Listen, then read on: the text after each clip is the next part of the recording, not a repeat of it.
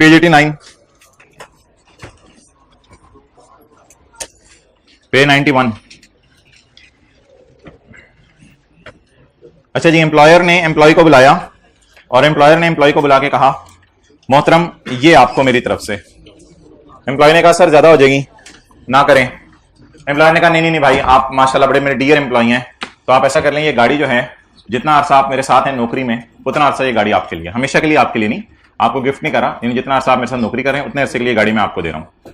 Okay, अब इसमें तीन कंडीशन, तीन टाइप्स हो सकती हैं। अगर एम्प्लॉयर एम्प्लॉय को क्या प्रोवाइड करे, गाड़ी प्रोवाइड की है या गिफ्ट की है? प्रोवाइड से क्या मतलब है, जितना अरसा नौकरी कर रहे हो उतना अरसा ये गाड़ी आपके लिए है। तो एम्प्लॉयर ने एम्प्लॉय को गाड़ी इस्तेमाल के लिए दे दी है।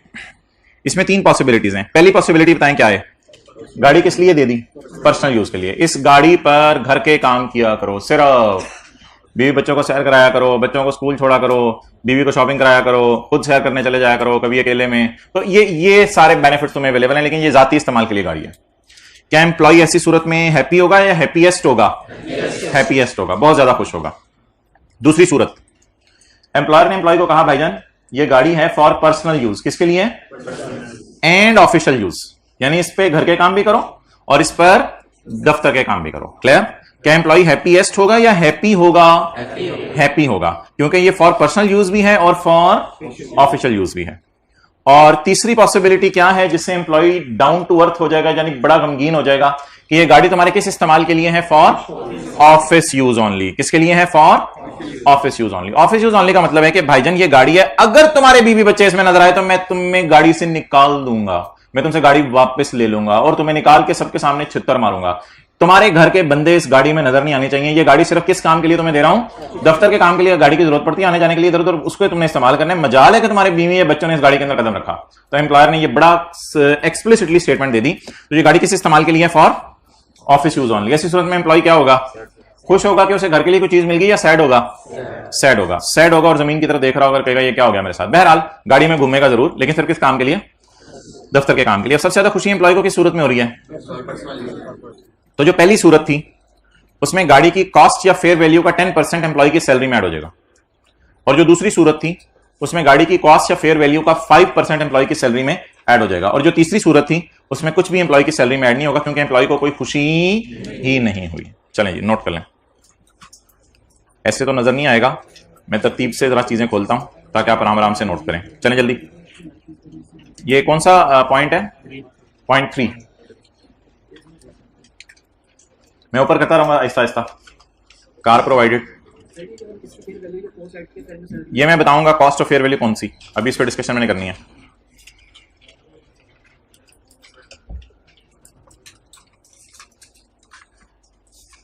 गाड़ी बना ली, हद होगी। बस मैं ऊपर जा रहा हूं, ऊपर तो सब नहीं जाने।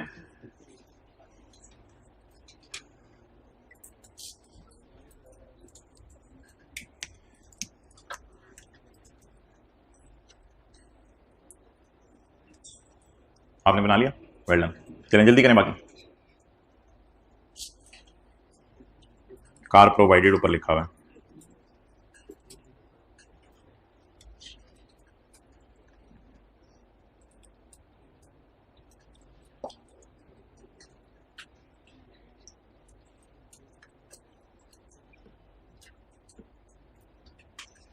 जाने दो थोड़ा और ऊपर। पहले में लिख लें फॉर पर्सनल, दूसरे में लिख लें फॉर पर्सनल एंड ऑफिशियल, और तीसरे में लिख लें फॉर, ये तो नहीं लिख रहे हैप्पीएस्ट, हैप्पी, सैड, सैड, छोड़ने पर इसको क्या लिखना है? जाने दे ऊपर।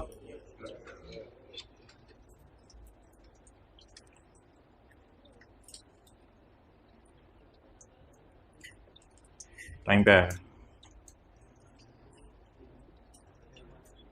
Okay, now the question is कि 10% जो आपने कॉस्ट या फेयर वैल्यू का लेना है वो कैसे लेना है, उसके ऊपर डिस्कशन कर लेते हैं।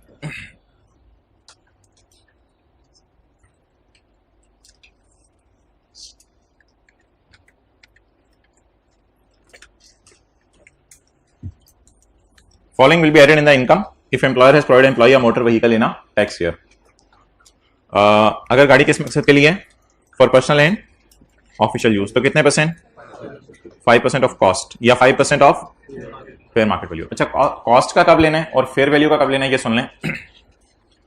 गाड़ी एम्प्लॉयर एम्प्लॉय को दो तरीके से लेके दे सकता है, या तो एम्प्लॉयर एम्प्लॉय को बाजार से गाड़ी लेके दे सकता है। बाजार से गाड़ी लेके देने का मतलब यह है कि एम्प्लॉयर एम्प्लॉय को गाड़ी बाजार से खरीद के लेके दे देगा, यानी 25-30 लाख की गाड़ी है, एम्प्लॉयर की जेब में पैसे पड़े हुए हैं 25-30 लाख, एम्प्लॉयर 25-30 लाख रुपया किसी को देगा, गाड़ी खरीदेगा, एम्प्लॉय को दे देगा। दूसरी ऑप्शन ये हो सकती है कि एम्प्लॉयर एम्प्लॉय को बाजार से गाड़ी खरीद के ना लेके दे, बल्कि एम्प्लॉयर एम्प्लॉय को कहे भाईजान मेरे पास इतने पैसे नहीं है तो मैं तुम्हें गाड़ी बैंक से लीज पे लेके दे देता हूं। तो एम्प्लॉयर जाए बैंक में और बैंक से गाड़ी लीज पे ले, और वो लीज पे ली हुई गाड़ी किसको दे दे, एम्प्लॉय को दे दे। अगर एम्प्लॉयर ने बाजार से खरीद के लेके दिया गाड़ी तो एम्प्लॉयर की जेब से फौरन पैसे जाएंगे, तो चीज की कॉस्ट आपको पता होगी, तो वही कॉस्ट पे आपने लगाना है। लेकिन अगर एम्प्लॉयर ने बाजार से खरीद के लेके नहीं दी, बल्कि एम्प्लॉयर ने जो है वो बैंक से लीज पे लेके दी है, तो फिर फौरन कॉस्ट पे नहीं करेंगे, इसलिए फिर गाड़ी की फेयर मार्केट वैल्यू जो होगी उसके ऊपर आपने परसेंटेज लगानी है। तो cost to the employer for acquiring the motor vehicle, acquiring means बाजार से खरीद के लेके दी, या fair market value of the motor vehicle at the commencement of lease if it is taken on lease. अगर एम्प्लॉयर ने एम्प्लॉय को गाड़ी लीज पे लेके दी है तो फिर किस चीज का 10% लगाना है, फेयर वैल्यू का। किस दिन की फेयर वैल्यू, जिस दिन लीज शुरू हुई।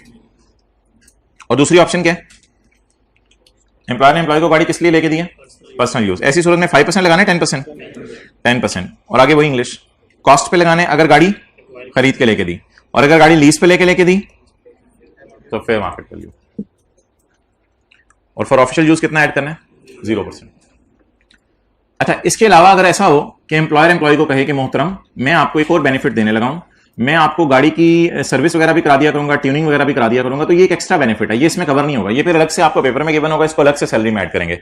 Running and maintenance benefit for car will be separately taxable, ये अलग से टैक्सेबल होगा। यानी अगर उसने कहा मैं आपको 10,000 रुपए की गाड़ी की सर्विस करा देता हूं, ट्यूनिंग करवा देता हूं, तो वो पूरा बेनिफिट 10,000 रुपए के नाम से अलग से ऐड होगा, ये 5 या 10% में ऑलरेडी कवर्ड नहीं होगा। और हाँ, और डायरेक्टर ऑफ कंपनी भी एम्प्लॉय हो सकता है। असल में डायरेक्टर एम्प्लॉय होते नहीं है, लेकिन कोई एक डायरेक्टर ऐसा होता है जो 7-8 घंटे आके ड्यूटी देता है, तो फिर उस डायरेक्टर को आप एम्प्लॉय डायरेक्टर कहते हैं, तो उसे भी आप गाड़ी दे सकते हैं। सारे यही रूल लगेंगे। ओके, एम्प्लॉय ने एम्प्लॉय से पूछा भाईजान क्या हो गया। एम्प्लॉय ने कहा सर आपको क्या बताएं, बहुत पसीना आया हुआ है मुझे। भाई क्या हो गया यार तुझे जिगर, तुझे पसीना क्यों आया हुआ है, क्या हो गया। सर आप क्या बताऊं सर, वो मेरे घर के बाहर जो है वो एक गार्डन है, तो वो जो गार्डन है उस गार्डन के अंदर जो है वो मेरे घर के साथ ही जो गार्डन है उसमें बड़ा घास उगा हुआ था और फूल बूटे खराब हुए हुए थे, तो मैं रोजाना ना सुबह उसको सेट करके आता हूँ, जिसकी वजह से मुझे पसीना आया होता है और वो आपके सामने भी मुझे फील हो रहा होता है। तो अब मैं कुछ कर नहीं सकता, बस ये काम मुझे करना है, क्या करूं। तो एम्प्लॉयर ने कहा तो परेशान ना हो, माली मेरी तरफ से परेशान हो, तू पहुंच घर, माली मेरी तरफ से। किसकी तरफ से, मेरी तरफ से नहीं, एम्प्लॉयर की तरफ से, माली एम्प्लॉयर की तरफ से। अब होगा क्या, एम्प्लॉयर ने एम्प्लॉय को क्या कहा, कौन किसकी तरफ से, माली मेरी तरफ से। अब माली जाएगा और एम्प्लॉय के घर में गार्डनिंग वाला सारा काम कर दिया करेगा। क्लियर। अब तनख्वाह कौन देगा माली को, एम्प्लॉयर। बड़ी बड़ी गौर से बातें सुननी है। तनख्वाह कौन देगा माली को, एम्प्लॉयर ने माली को तनख्वाह दी मिसाल के तौर पे 15,000 रुपए पर मंथ। एम्प्लॉय ने जाके एम्प्लॉयर को कहा सर आपके एहसानों और बोझ तले में दबता चला जा रहा हूं, आप मुझे अच्छी खासी तनख्वाह भी दे रहे हैं, मुझे हाउस रेंट अलाउंस भी दे रहे हैं, मुझे बोनस भी दे रहे हैं और मेरी बाकी ख्वाहिशात भी पूरी कर रहे हैं, आपने मुझे गाड़ी तक दे दी है, सर खुदा के लिए इतना जो है वो बोझ ना डाले मेरे ऊपर, sir please sir please please please sir इनकार ना कीजिएगा, 300 मेरी तरफ से, याद रख लें, 300 मेरी तरफ से। मुझे बड़ा अजीब सा महसूस होता है कि मैं मुफ्त में ये सर्विस ले रहा हूं, तो 200-300 बरकत के तौर पे ये मेरी तरफ से रख लें आप, ठीक है। तो माली को एम्प्लॉयर कितना दे रहे हैं, 15,000। माली को एम्प्लॉयर कितना दे रहे हैं, 15,000। और एम्प्लॉय इसलिए कि एम्प्लॉयर इस पे एहसान ना जताए, फॉर्मेलिटी के तौर पे कितने दे रहे हैं एम्प्लॉयर को, 300 रुपए। ये पैसे कौन किसको दे रहे हैं, तो आपने शायद जिंदगी में पहली दफा सुना हो एम्प्लॉय एम्प्लॉयर को बुला के कर, एम्प्लॉयर इधर ये पकड़ 300 रुपए। तो एम्प्लॉय किसको पैसे दे रहे हैं, एम्प्लॉयर को। बताएं 15,000 वाली सर्विस एम्प्लॉय को कितने में मिली, 300 रुपए में, सिर्फ ना होने के बराबर पैसों में। तो एम्प्लॉय को कितना फायदा हुआ, तो इनकम फ्रॉम सैलरी में ऐड होगा 14,700। नोट कर लें, समझ आया। हाँ, 15,000 रुपए माली को किसने देने थे, एम्प्लॉय ने, लेकिन कौन दे रहा है, एम्प्लॉयर। लेकिन एम्प्लॉय की जेब से भी तो पैसे जा रहे हैं, कितने, 300। हाँ, जितना जितना अरसा हर साल ऐड होगा।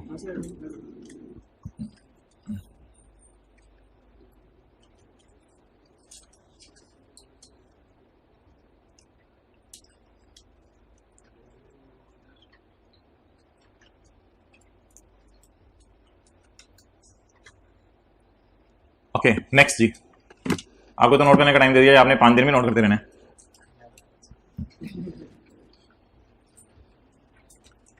पढ़ें, चैप्टर 1 होगा टेस्ट में, चैप्टर 2 होगा, नहीं चैप्टर 1, 3 और 5, 1, 3 और 5 छोटे छोटे चैप्टर हैं, 1, 3 और 5 जितना पढ़ा है बस। और न्यूमेरिकल तो किसी भी चैप्टर में से आ सकता है, वो तो कोई मसला नहीं। अच्छा जी बिल्कुल, इसीलिए क्या न्यूमेरिकल किसी भी चैप्टर में से आ सकता है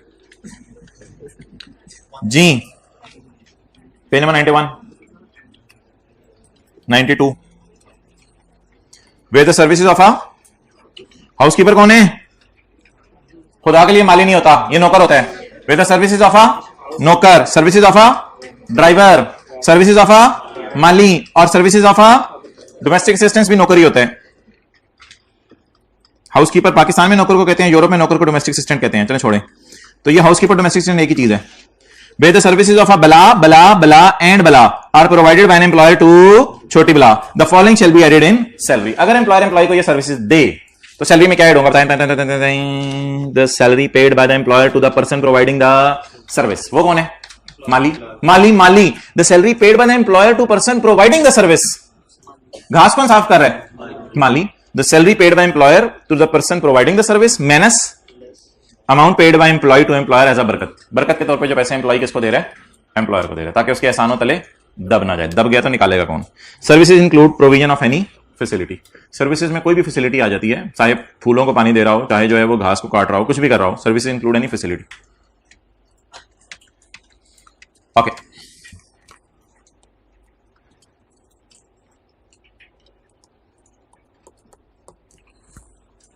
वापडा को सामने रख के, ये बिजली को सामने रख के हमने 3 बातें पढ़ी थी, 2 बातें पढ़ी थी बल्कि, वो मैं आपको रिवाइज करा दूं। हमने पढ़ा था, वो बड़ी गौर से बातें सुना करें, गौर से। अच्छा, एम्प्लॉई और एम्प्लॉयर के अरेंजमेंट में एम्प्लॉयर एम्प्लॉय को कहते हैं 12,000 रुपए यूटिलिटीज अलाउंस आपको मेरी तरफ से, और ये अलाउंस है। इसके बाद मैं ये नहीं पूछूंगा आपका बिजली का बिल कितना आया। मैंने आपको कहा था ये 12,000 रुपया जो है वो एम्प्लॉय की सैलरी इनकम में ऐड हो जाएगा, ये लगा बंदा कैश है। तो अगर एम्प्लॉयर एम्प्लॉय को बुला के ये कहे कि भाईजान 12,000 पे 12,000 पे यूटिलिटीज अलाउंस पकड़े, तो ये देने के बाद क्या एम्प्लॉयर एम्प्लॉय से पूछता है कि तेरा एक्चुअल खर्चा कितना हुआ? नहीं पूछता। इसे क्या कहते हैं? Utilities allowance. इसे क्या कहते हैं? एक चीज पड़ी थी रीइंबर्समेंट, वो ये पड़ी थी कि लाइट चली गई।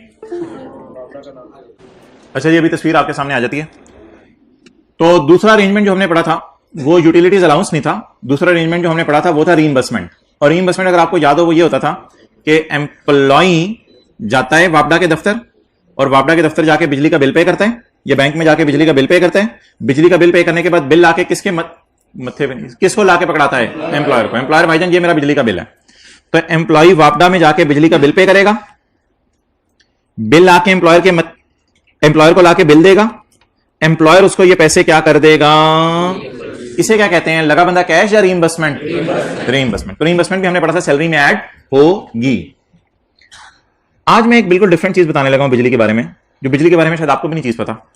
वो ये चीज बिजली के बारे में मैं आपको बताने लगा हूं कि एम्प्लॉयर ने एम्प्लॉय को कहा माली मेरी तरफ से तो बिजली भी मेरी तरफ से। एम्प्लॉय ने कहा क्या मतलब सर, बिजली आपकी तरफ से? कहता है बिजली बस मेरी तरफ से, आप परेशान ना हो, बिजली मेरी तरफ से, मीटर भी मैं लगवाऊंगा, आपके घर बिल भी नहीं आया करेगा, बिल भी मैं अपने पते पे मंगवाऊंगा, बस चुप करके आप जो है वो टक करके इसी का बटन दबाएं और आप सोया करें, आप रिलैक्स रहें, आपको बिल नहीं आया करेगा, मजे करें, आप जाए एंजॉय करें। आप बताएं कौन किसको बिजली का बिल पे करेगा? एम्प्लॉयर वापडा को। एम्प्लॉयर को पता भी ना होगा मेरा बिजली का बिल कितना आ रहा है। तो मिसाल के तौर पे 13,300 रुपए बिजली का बिल आया, ये कौन किसको पे करेगा?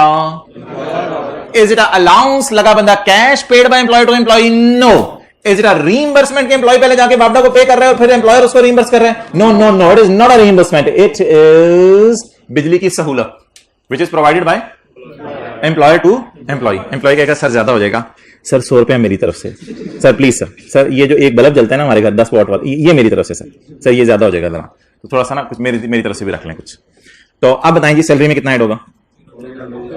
13,200। नोट करें साथ वाले की बुक पे, जल्दी जल्दी जल्दी जल्दी जल्दी।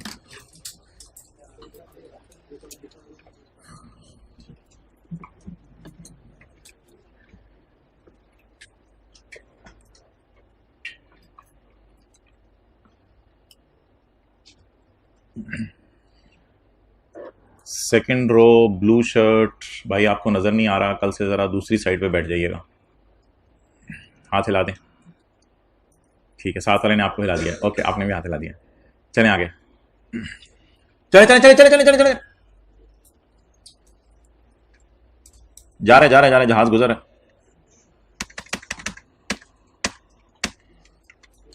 पढ़े जी,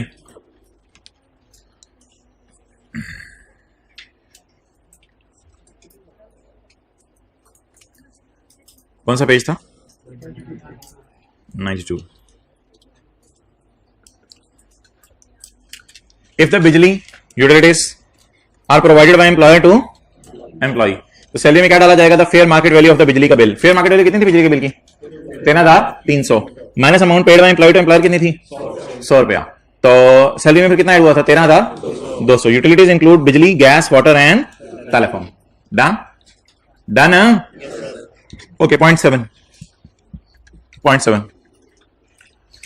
एम्प्लॉय एम्प्लॉयर के पास आया और एम्प्लॉय ने एम्प्लॉयर के आके पैर पकड़े और एम्प्लॉय ने एम्प्लॉयर के पैर पकड़ के, खुदा के लिए सर मुझे उधार चाहिए वरना मैं मर जाऊंगा। एम्प्लॉय ने कहा तू जिगर है अपना, तू बढ़िया अपना, तेरे घर माली भेजे, तेरे घर बिजली भेजी है, तेरे घर गाड़ी भेजी है, तुझे उधार भी मैं ही दूंगा, परेशान ना हो, तू रिलैक्स रहे, तू नौकरी छोड़ के ना जाए मेरे पास से, तो ऐसा कर, उधार मेरी तरफ से, उधार मेरी तरफ से।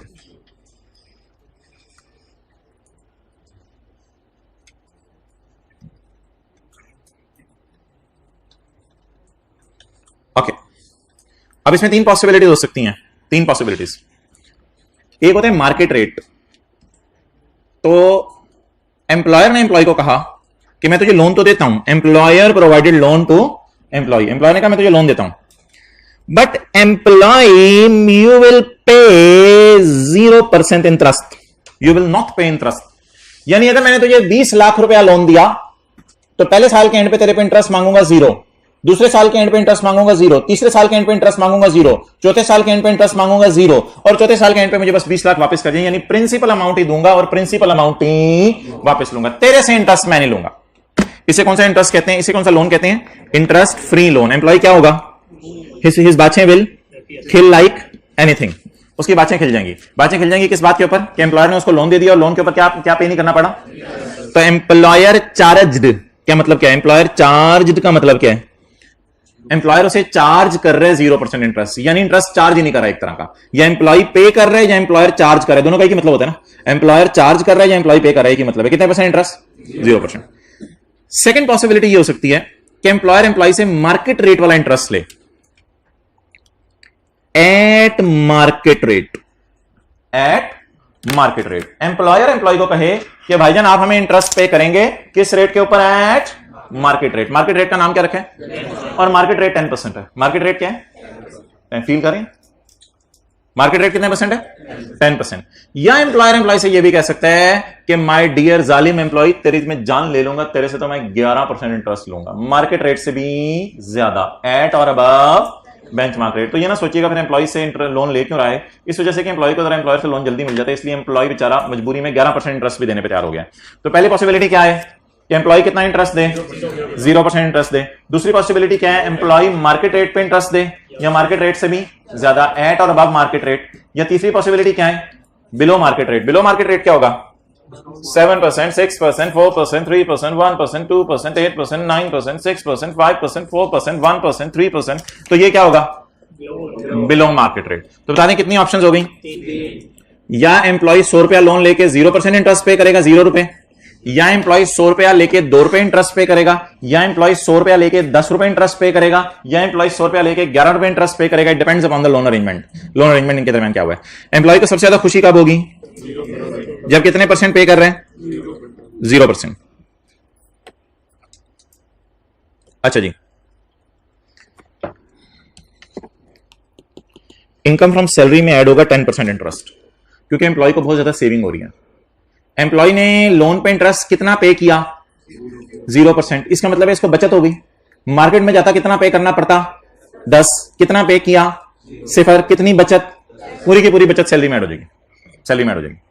लेकिन इस केस में 0% ऐड होगा सैलरी में। क्यों? एम्प्लॉय मार्केट में जाके कितना पे करता?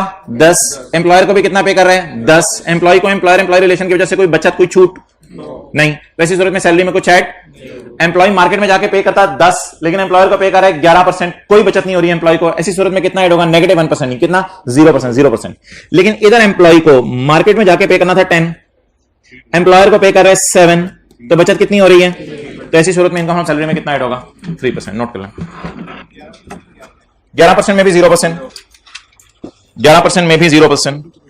जल्दी जल्दी जल्दी जल्दी जल्दी जल्दी जल्दी जल्दी जल्दी।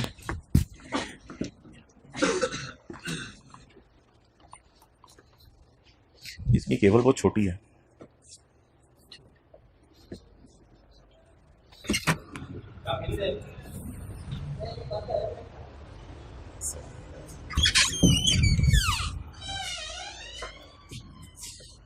खुश, खुश का लफ्ज लिखो, हे वाओ शीन, खुश। वो तूने नोट ही नहीं करना शुरू किया, जल्दी कर। वालेकुम सलाम। यार इधर बैठ जाया करो, उधर से शायद नजर ना आए। चलो अगर भी गुजारा चल रहा है।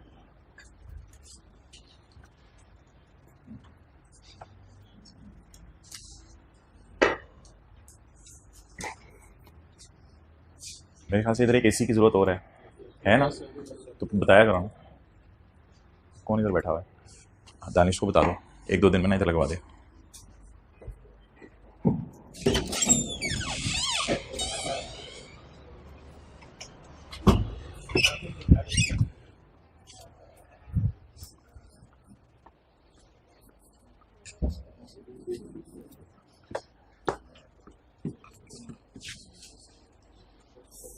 ओके चलें जी, मौका अच्छा था, भाइयों ने मोबाइल इस्तेमाल कर लिए, कुछ ने लॉ की प्रोविजंस याद कर ली।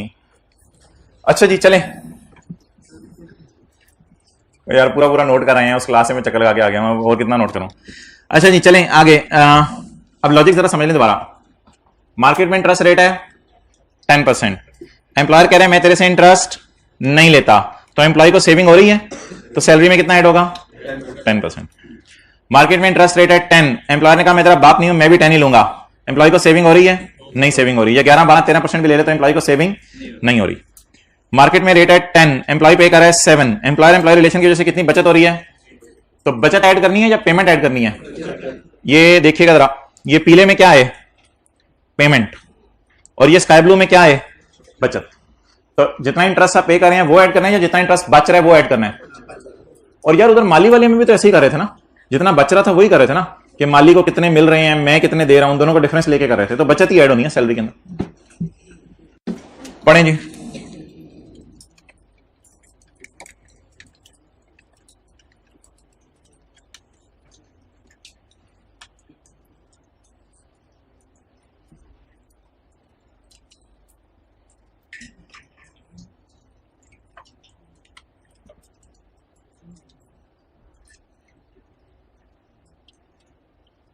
बस ठीक है, ये आखिरी पॉइंट आज का हम पढ़े हैं, उसके बाद न्यूमेरिकल शुरू करते हैं। Where a loan is provided by whom to whom, by employer to, salary में क्या शामिल होगा? Where no interest on loan is paid by employee, where no interest on loan is paid by employee. कौन सा वाला scenario? पहला वाला, where no interest on loan is paid by employee, जहां interest on loan employee pay नहीं करा, तो interest on loan calculated at benchmark rate, तो बेंचमार्क रेट वाला ऐड होगा, यानी क्या ऐड होगी? बचत ऐड होगी, और बचत कितनी है? पहले में 10%, तो 10% ऐड होगा। आगे, where interest on loan paid by employee is less than benchmark rate, where interest on loan is less than benchmark rate. What is benchmark rate? 10%. It is less than 10%. तो क्या करेंगे? Difference of what and what? The difference between interest on loan paid by employee. Paid by employee कितने? Benchmark. Difference 3%. Okay. आगे चलें। However, nothing will be added in salary income. However, nothing will be added in salary income. भाईजान अगर ना ये loan up to 10 lakh है, तो law maker कहता है ये छोटा मोटा लोन है। कौन सा लोन है? छोटा मोटा लोन है, मोटा मोटा नहीं है। क्या है? छोटा मोटा लोन है। अब अगर एम्प्लॉयर एम्प्लॉय को बुला के 2 लाख लोन दे दे तो लॉ मेकर कह रहे हैं यार मजाक ही कितना तू। एम्प्लॉयर एम्प्लॉय को बुला के 3 लाख लोन दे दे, 4 लाख लोन दे दे, 6 लाख लोन दे दे, 7 लाख लोन दे दे, 8 लाख लोन दे दे, 9 लाख लोन दे दे, 9.5 लाख। अगर एम्प्लॉयर एम्प्लॉय को 9,99,000 लोन देते तो एम्प्लॉयर कह रहे हैं एम्प्लॉय को मैं तुझे 9,99,000 लोन देता हूं। लॉ मेकर कहता है ये छोटा मोटा लोन है। छोटे मोटे लोन पे कहता है ये लॉ की प्रोविजंस ना लगाओ। ये लॉ की प्रोविजंस अप टू 1 मिलियन वाले पे नहीं लगेंगी। ये लॉ की प्रोविजंस तब लगेंगी जब लोन हो 1 मिलियन से ऊपर। इसका मतलब है ये लॉ की प्रोविजन तब लगेगी जब एम्प्लॉयर एम्प्लॉय को 11 लाख लोन दे, 12 लाख लोन दे, 25 लाख लोन दे, 50 लाख लोन दे, 1 करोड़ लोन दे, 10 करोड़ लोन दे, तब ये प्रोविजन लॉ की लगेगी। अगर 10 लाख के नीचे नीचे या 10 लाख तक लोन दे रहे हैं एम्प्लॉयर तो फिर ऐसी सूरत में ये लॉ की प्रोविजन नहीं लगेगी। तो अगर एम्प्लॉयर एम्प्लॉय को 8 लाख लोन दे और पहला वाला सिनेरियो बन रहा हो तो क्या कोई 10% ऐड करेंगे या कुछ भी ऐड नहीं करेंगे? कुछ भी ऐड नहीं करेंगे। नोट कर लें, एग्जैक्टली 10 लाख होगा फिर भी नहीं कुछ। तो ये प्रोविजन सिर्फ किसके लिए है? 10 लाख से ऊपर लोन हो यानी मोटा मोटा लोन हो तो ये प्रोविजन लगेगी। लेकिन अगर छोटा मोटा लोन हो 2-3 लाख 4 लाख, क्या मसला आप लोगों के लिए? आपके हाथ की मैल है, 2-3 4 लाख 6 लाख 7 लाख लोन, तो कहते हैं फिर कोई नहीं, फिर खैर है। ओरिजिनली देखा जाएगा कि कितना लिया था। ओके,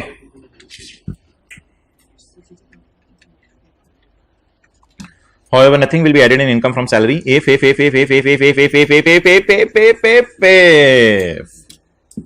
अगर लोन कितना है? 10 लाख तक है, लेकिन अगर 10 लाख से ज्यादा है फिर सैलरी में ऐड होगा। क्लियर जी?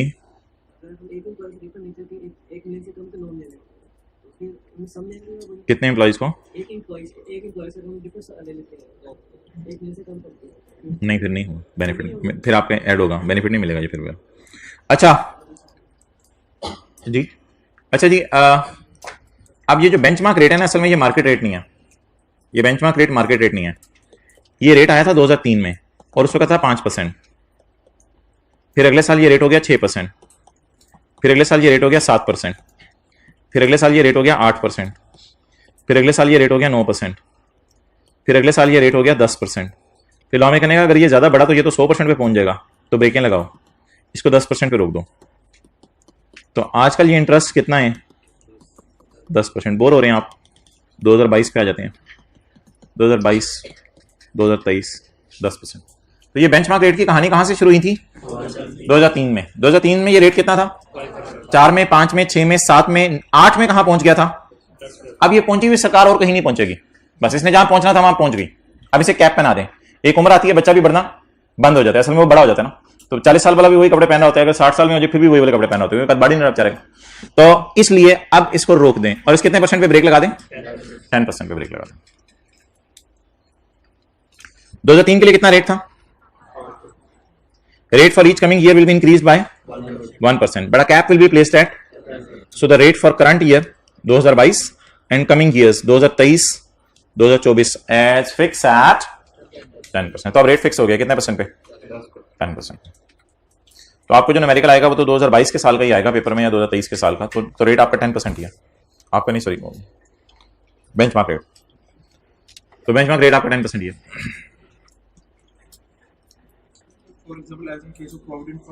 ये मैंने समझाना है। अच्छा जी, अब इस बुलेट की तरफ आ जाएं, इस बुलेट की तरफ आ जाएं।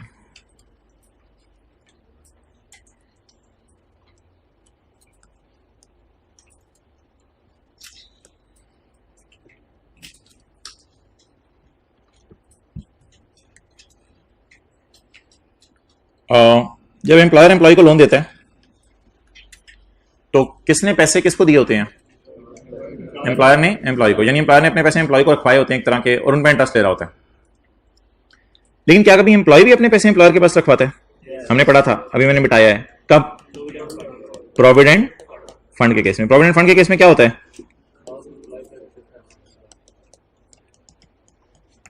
प्रोविडेंट फंड के केस में एम्प्लॉय अपने पैसे रखवा देता है बास्केट में, किसके पास? एम्प्लॉयर के पास।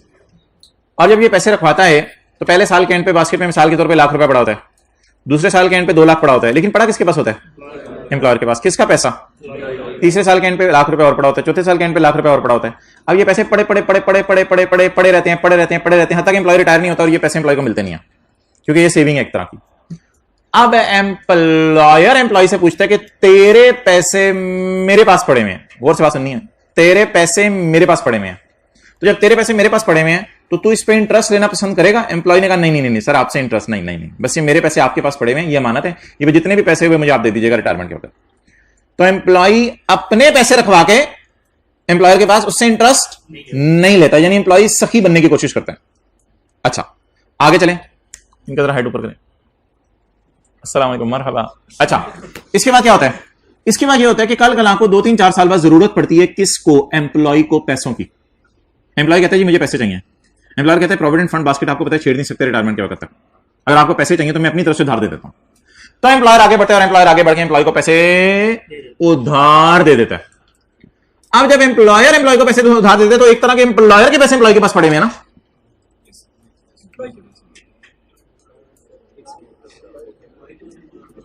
नहीं, एम्प्लॉयर ने अगर एम्प्लॉय को पैसे दे दिए तो एम्प्लॉय एम्प्लॉयर के पैसे इस्तेमाल करे ना।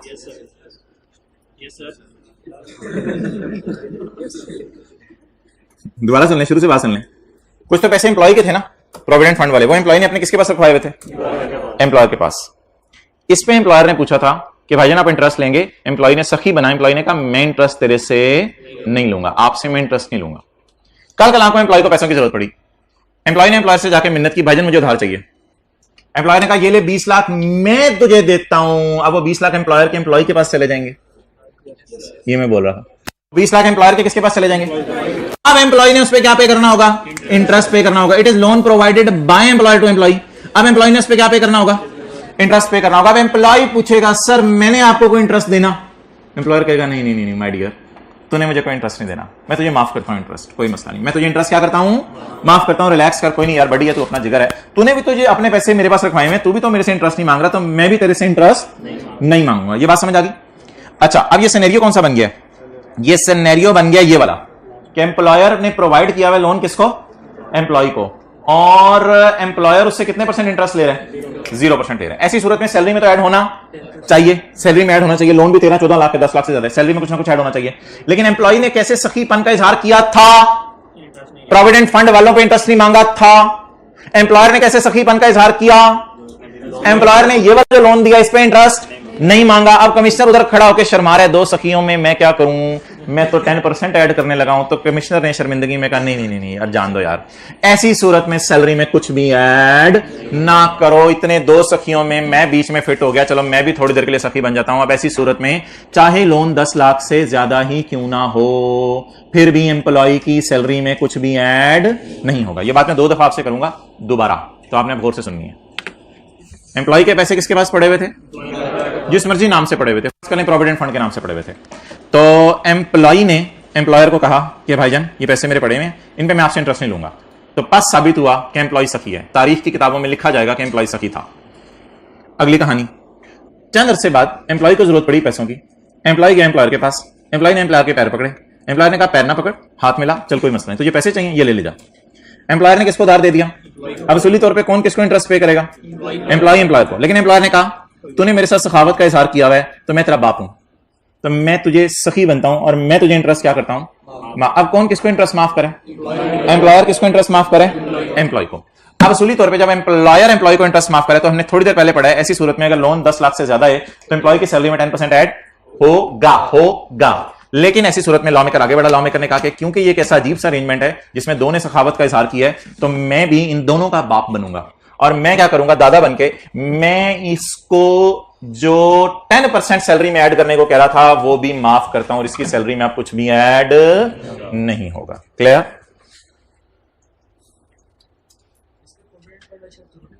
प्रोविडेंट फंड के पैसे हों या कोई और पैसे भी एम्प्लॉय रखवा सकता है अपने घर में पड़े हुए सेविंग के तौर पे। एम्प्लॉय के पैसे जो एम्प्लॉयर के पास पड़े होंगे तो उसके तो ऐड होंगे इनकम फ्रॉम सैलरी में, खाली एम्प्लॉय को ये बेनिफिट हासिल है कि उसको 0% ऐड करना है। एम्प्लॉयर के लिए इसके क्या कॉन्सिक्वेंसेस हैं वो हम बिजनेस के चैप्टर में पढ़ेंगे। अच्छा कितनी बातें की हैं मैंने आपसे? 3। पहले कौन सखी बना? इधर बातें ना किया करें प्लीज। पहले कौन सखी बना? एम्प्लॉय। फिर कौन सखी बना? फिर कौन सखी बना? कमिश्नर। तीन सखियों की बातें की आपसे, ये तीनों को अलग अलग मैंने देखना है। Interest benefit is rising to employee, ये मैं अपने लिए लिखता हूं ताकि घर जाके मुझे जरा आसानी हो। Interest benefit is rising to employee, मैं घर जाके पढ़ता हूं कि मैंने सही पढ़ाया था या नहीं।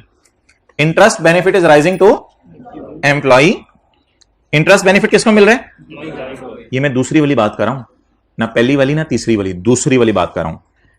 क्यों क्यों बेनिफिट मिला एम्प्लॉय को, इंटरेस्ट बेनिफिट? अब मैं अगली वाली बात कर रहा हूं, बिकॉज एम्प्लॉय ने माफ किया था इंटरेस्ट, किसको? एम्प्लॉयर को। व्हेन एम्प्लॉय हैड, मैं जरा समझने के लिए आसान इंग्लिश लिख रहा हूं, employee has deposited provident fund money, इसको आसान करके लिखें, when employee has deposited provident fund money.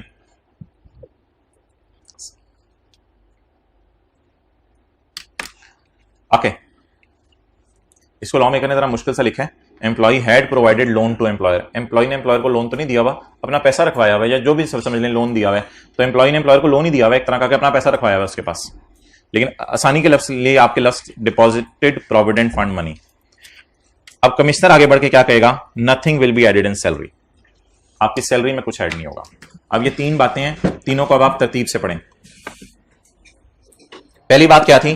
पहली बात ये थी कि एम्प्लॉय ने एम्प्लॉयर को कहा था कि एम्प्लॉयर साहब मैं जो है वो आपके पास पैसे रखवाने लगा हूं, लेकिन मैं आपसे इंटरेस्ट नहीं लूंगा।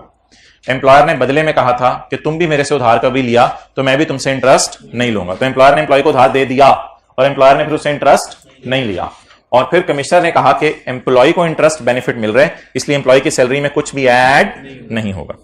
अब पढ़ें,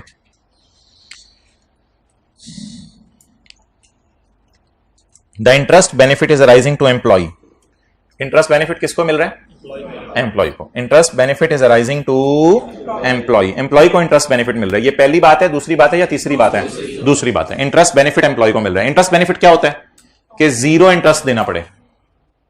इंटरेस्ट बेनिफिट यही होता है ना, क्या होता है इंटरेस्ट बेनिफिट? जीरो इंटरेस्ट देना पड़े। Interest benefit is arising to employee, क्यों मिल रहा है उसे? ये दूसरी वाली बात क्यों हो रही है? क्योंकि पहली वाली हुई थी। पहली वाली पढ़े आप, because employee has waived the interest to employer when employee had deposited provident fund money, या employee has provided loan to employer। अच्छा, अब कमिश्नर कैसे सखी बना?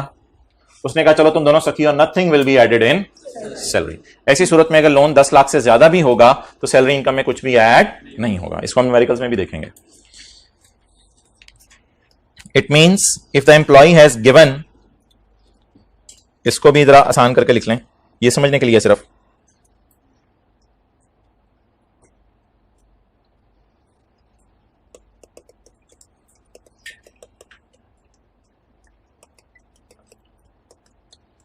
एक मिनट पहले मुझे पढ़ने दें, इधर इधर इधर इधर। It means that if the employee has waived the interest on provident fund balance and in compensation, अब तो मैंने पहली बात पहले की ना ताकि आपको बात समझ आए। It means if employee has waived the interest on and in compensation employer also gives to employee an interest free loan, employer भी employee को interest free loan, then nothing will be added।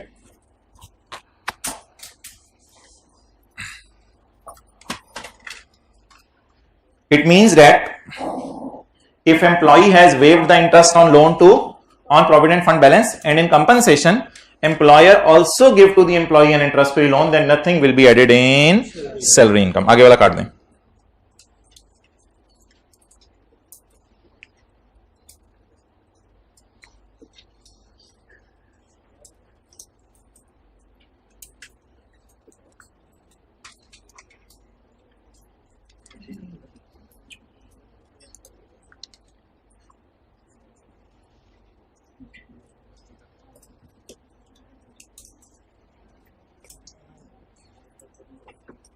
Ahmad उधर कौन बैठा हुआ है?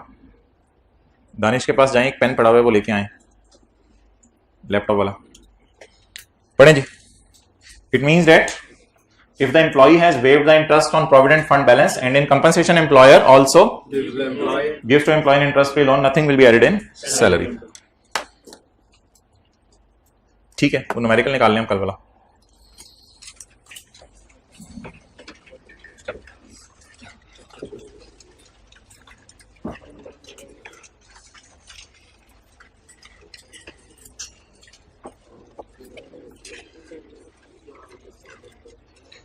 Point number 4,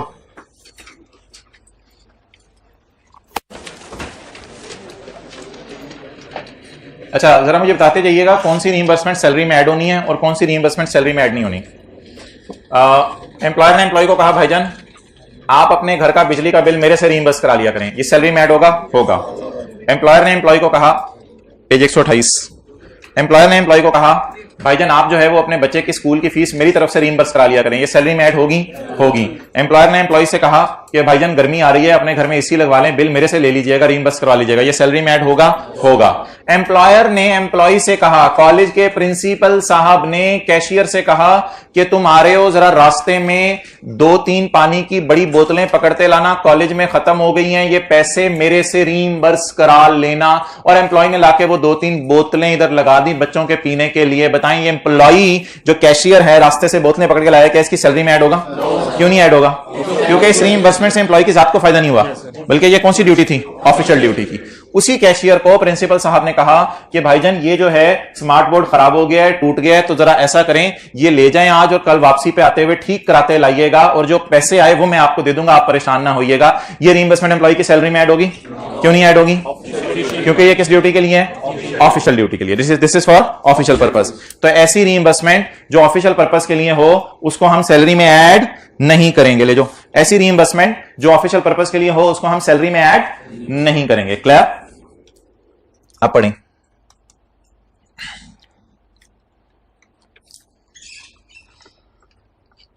पढ़ें point 4, अजीब लोग हैं। Reimbursement of 20,000। एम्प्लॉयर ने एम्प्लॉय को कितने पैसे दिए? 20,000 in respect of telephone and internet charges. इधर देखने बातें ना करें।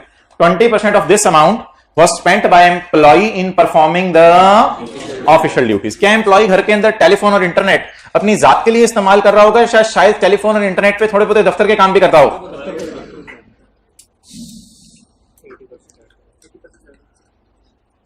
ये एम्प्लॉय है, ये इसकी बीवी है, ये इसने कड़े पहने हुए हैं, ये इसके बच्चे हैं। एम्प्लॉय ने ऑफिस के काम करते हुए 2 फाइलें डाउनलोड की और बच्चों ने 8 फाइलें डाउनलोड करके गेमें खेली। तो बता दें 20% ये घर के अंदर पड़ा हुआ कंप्यूटर किस मकसद के लिए इस्तेमाल हो रहा है? Official duty. बीवी क्या कर रही है? वो देख रही है ये लोग क्या कर रहे हैं। आप लोग समझ रहे हैं क्या कर रही है? ये गेमें डाउनलोड कर रहे हैं, ये दफ्तर की फाइलें डाउनलोड कर रही है, देख रही है ये लोग क्या कर रहे हैं। अच्छा, तो 2 फाइलें डाउनलोड कर ली किस काम के लिए? ऑफिस के काम के लिए। और इन्होंने दफ्तर के काम के लिए। अब मुझे सॉरी गेमों के लिए। अब मुझे बता दें कि ऑफिशियल ड्यूटी के लिए कितना इस्तेमाल हुआ है? ये वाला 20% और 80% इनकी जात के लिए इस्तेमाल हो गया है। तो सैलरी में कौन सा ऐड होना बनता है? ये वाला बेनिफिट मिल रहा है एम्प्लॉय को या ये वाला बेनिफिट मिल रहा है? ये वाला जो बेनिफिट मिल रहा है ये तो असल में दफ्तर के काम में ही सारा पैसा खर्च हो रहा है, तो ये तो सैलरी में ऐड करने की कोई तुक नहीं बनती। तो रीइंबर्समेंट कितनी है? 20,000। उसमें से 20% ऑफ मल्टीप्लाइड बाय 20 और मल्टीप्लाइड बाय 20% ऑफिशियल ड्यूटी के लिए। ये सैलरी में ऐड 4,000 सैलरी में ऐड नहीं होगा। 20,000 में से multiplied by 80% other than official duty के लिए ये इनकम हम सैलरी में ऐड होगा। नोट कर लें। 20,000 है ना टोटल, सवाल में पढ़ लें।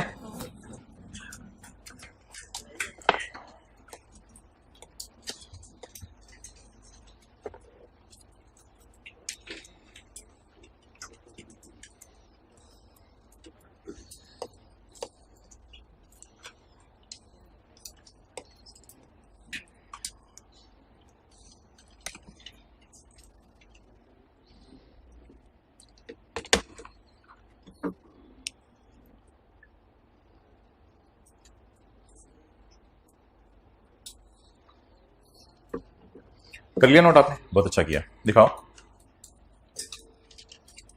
जिस तरह मैंने कहा था उस तरह कर लेते। चलो खैर है जी भाई। अच्छा ओहो, मेरी तो क्लास खत्म हो जाएगी। चलो ठीक है, पहुंच के बताओ जरा जल्दी। चलें जी पढ़ें। Point 4, reimbursement of 20,000 in respect of telephone and internet charges. 20% कहां इस्तेमाल हुआ है? दफ्तर के काम में। तो दफ्तर के काम वाला ऐड करना है या नहीं करना? तो फिर कौन सा वाला ऐड करना है? घर वाला।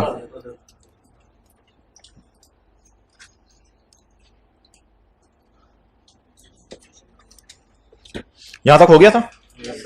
चलें बताएं, अब ऐड करवाएं। ये देखें ना, कलम न्यूमेरिकल शुरू किया हुआ ये वाला।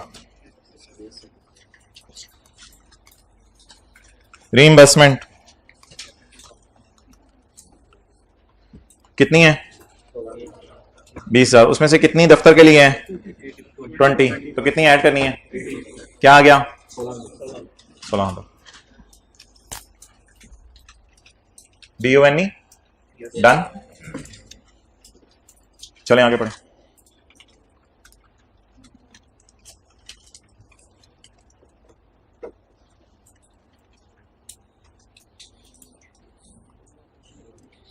अच्छा जी, इधर देखें आप एक मजे की चीज। एक गाड़ी है, उसकी फेयर वैल्यू है 20 लाख। एम्प्लॉयर ने लीजिंग कंपनी को कहा 3 दफा सालाना रेंट में दे देता हूं। असल में रेंट नहीं होता, ये गाड़ी आप खरीद रहे होते हैं। तो एम्प्लॉयर ने लीजिंग कंपनी को कहा, इधर देख लें, ये गाड़ी है जिसकी फेयर वैल्यू है 20 लाख। तो एम्प्लॉयर ने लीजिंग कंपनी को कहा 3 सालाना किराए मेरे से ले लो 9 लाख के, 3 साल तक। यानी 3 साल में कितना किराया? 27 लाख किराया मेरे से ले लो और मुझे गाड़ी बेच दो। असल में ये किराया नहीं होता, आप गाड़ी की प्राइस पे कर रहे होते हैं। तो आप क्यों लीजिंग कंपनी को 20 लाख वाली गाड़ी के 27 लाख दे रहे हैं? आपको डीओजी ने काटा है? वो कह रहे हैं यस सर। 20 लाख वाली गाड़ी के क्यों आप 27 लाख दे रहे हैं? क्योंकि आप फौरन पैसे नहीं दे रहे, आप किस्तों में पैसे दे रहे हैं। तो इसका मतलब है आप इसमें इंटरेस्ट भी साथ दे रहे हैं। आप इसमें टोटल इंटरेस्ट कितना पे कर रहे हैं? टोटल इंटरेस्ट कैलकुलेटर के बगैर भी कभी बता दिया करें। 7 लाख आप इसमें इंटरेस्ट पे कर रहे हैं। तो 20 लाख वाली चीज आपको कितने में पड़ेगी? ऊपर देख लें, खुदा के लिए आए मैं तो 20 लाख वाली चीज आपको कितने में पड़ेगी? इसमें आप 7 लाख क्या पे करेंगे? 7 लाख क्या पे करेंगे? इंटरेस्ट पे करेंगे। क्लियर? ठीक है, जो FR2 पढ़े हैं, LP, PV ऑफ LP और इंटरेस्ट। अच्छा, बहरहाल तो अब मुझे ये बता दें कि बिरयानी में आप क्या ढूंढते हैं? दीवानावार लेग पीस ढूंढते हैं। उसके बाद बिस्मिल्लाह रहमान रहीम पढ़ते हैं और शुरू करते हैं। मैं आपकी बात नहीं कर रहा अभी। अच्छा, पंगे लेता है खुद ही। तो बिरयानी में आप दीवानावार क्या ढूंढते हैं? लेग पीस ढूंढते हैं। तो इस इंफॉर्मेशन में भी आपने, बिरयानी में स्टार फिश इग्नोर कर देते हैं, काली वाली, तो उन चीजों को आप इग्नोर करते हैं। बिरयानी में दीवानावार आप क्या ढूंढते हैं? लोंग नहीं ढूंढते। लोंग अम्मी लोंग नहीं, हमें बिरयानी नहीं, लोंग ना भी हो तो कोई मसला नहीं। अच्छा, अब आपने यहां दीवानावार फेयर वैल्यू ढूंढनी है। दीवानावार क्या ढूंढनी है? और जैसे जैसे चीजें आती रहेंगी आपने कहना है हाँ हाँ हाँ हाँ। तो आपने सिर्फ क्या ढूंढनी है इसमें? Fair value. तो परेशान करने के लिए वो इंफॉर्मेशन दिया करेगा, लेकिन आपने परेशान नहीं होना क्योंकि आपकी एक शान है, तो इसलिए आपने परेशान नहीं होना। तो ये नोट कर लें, आपने इररिलेवेंट चीजों को हाँ करना है और जो रेलेवेंट चीज है उसको गले लगाना है।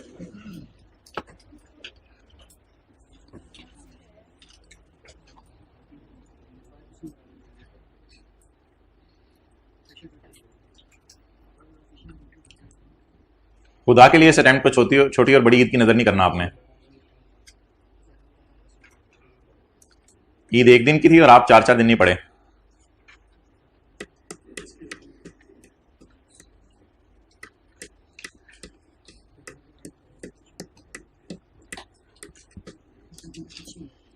ऐसे ऐसे बच्चे मिल रहे हैं क्लास के बाद 4 पास हो गए, 5 पास हो गए।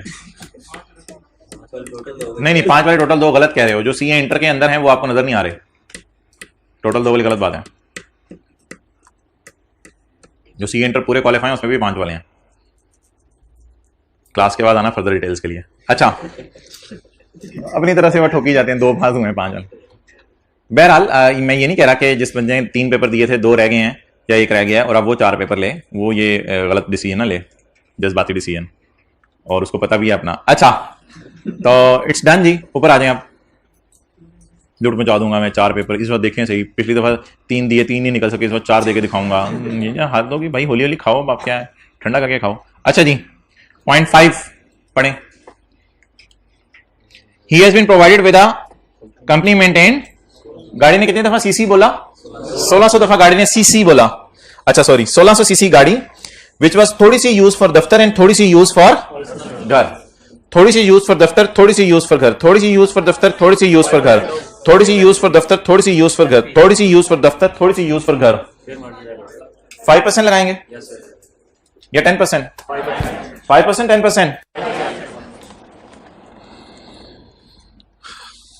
Employer has lease the car from a bank, employer ने गाड़ी किस पे लेके दी है उसे? तो अभी तक सिर्फ काम की बात ना, एक ये थी काम की बात कि गाड़ी बाजार से खरीदी नहीं, बल्कि किस पे लेके दी है एम्प्लॉयर ने एम्प्लॉय को? लीज पे। The gross rental payable over the period of lease of 3 years और 27 लाख। 3 सालों में कितने देने हैं? 27 लाख। 3 सालों में कितने देने हैं? 27 लाख। ले जी, लेग पीस आ गया। फेयर मार्केट वैल्यू कितनी है? 20 लाख। फेयर मार्केट वैल्यू कितनी है? 20 lakh. The total rental paid by the employer during the year are 9 lakh. Total rental are during the year 9 lakh. तो 3 सालों में कितने? तो 1 साल में 9 लाख। अब आप पकड़ लें छुरी और काटना शुरू करें।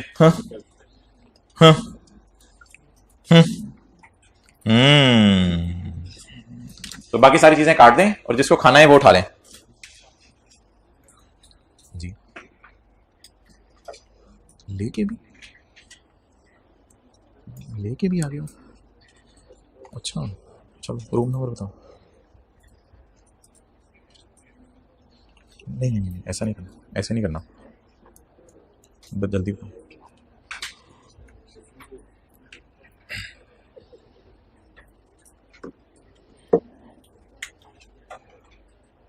ओके डन जी। फेयर वैल्यू गाड़ी की कितनी है बोले? 20 लाख। 20 लाख को किससे मल्टीप्लाई करेंगे? 5% से 10% से? 5% से करेंगे।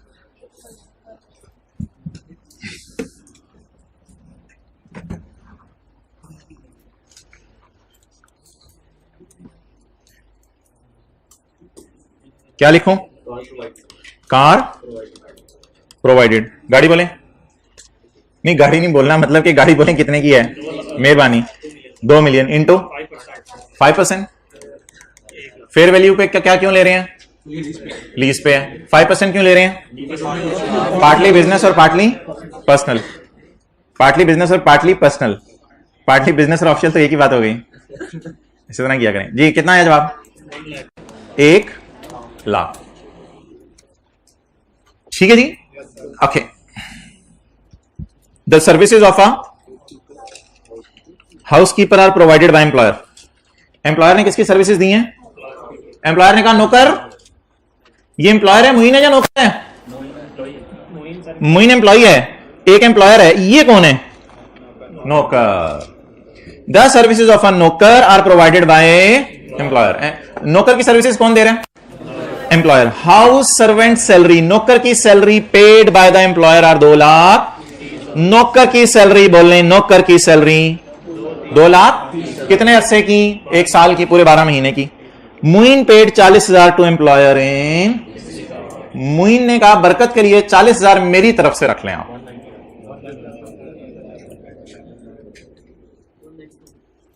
जी। एम्पल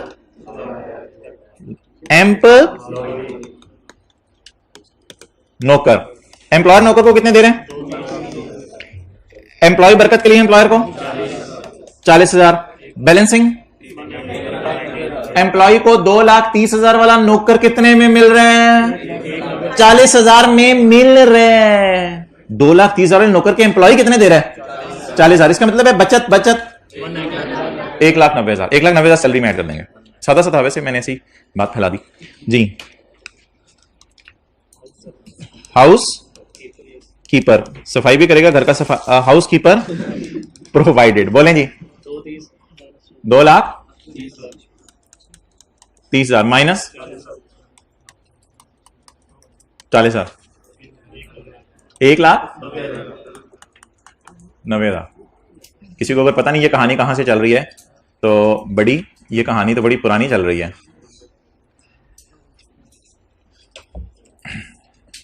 चलें ये अगला पॉइंट पढ़ें। कैलकुलेटर हाथों में, अगला पॉइंट पढ़ें।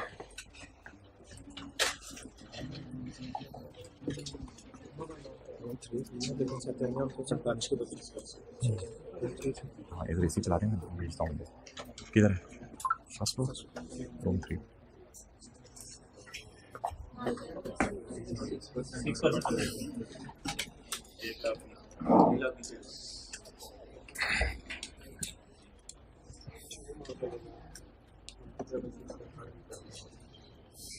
ओके जी भाईजान, लोन लोन लोन पानी 31 दिसंबर 2000, साल के मिड में, साल के एंड पे, साल के मिड में भाईजान 30 जून को हमारा साल एंड होता है। साथ वाले को जरा हिला के बताएं, हमारा साल का एंड होता है 30 जून को। बोली भाई हिलाएं साथ वाले को दोनों कंधों से पकड़ के। अच्छा जी, हमारा साल का एंड होता है 30 जून को, और हमने लोन कब दिया एम्प्लॉयर ने एम्प्लॉय को? 31 दिसंबर को। He received a loan of कितना कितना कितना कितना 20 लाख फ्रॉम एम्प्लॉयर से 20 लाख लोन लिया। किसने? 10 लाख से ज्यादा, 10 लाख से कम? कमाल होगी, 20 लाख 10 लाख से ज्यादा। आगे चलें। The loan carries markup at, employee employer को कितने % इंटरेस्ट दे रहा है? एम्प्लॉय की जेब से कितना इंटरेस्ट जा रहा है? एम्प्लॉयर कितना चार्ज कर रहा है? 4%। एम्प्लॉय कितना पे कर रहा है? 4%। एक ही बात है। बेंचमार्क रेट कितने हैं? अगर 10% वाला इंटरेस्ट 4% में मिले तो कितनी बचत बचत बचत बचत बचत? 6%। 10 वाली चीज 4 में, 10 वाली चीज 4 में, 10 वाली चीज 4 में, बचत 6%। एक दुकान पे काम करता था मैं। अच्छा जी, तो 10 वाली चीज 4 में, 10 वाली चीज 4 में, 10 वाली चीज 4 में, बोले कितनी बचत? 6%। Okay, have a seat, have a seat. बोलें जी, क्या लिखूं? Interest benefit, interest benefit loan 2 million. बचत प्रोग्राम कुछ और करना, कुछ और करना, कुछ और करना। भाईजान आपको पता है लोन पे इंटरेस्ट हमेशा नंबर ऑफ मंथ्स बेस पे निकाला जाता है। आपने सवाल में अगली लाइन नहीं पढ़नी, वो हमने कल करेंगे।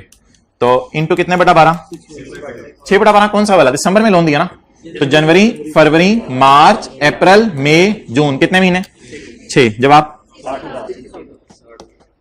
60,000 जी। बताएं बताएं जल्दी बताएं, अभी टोटल ना करें।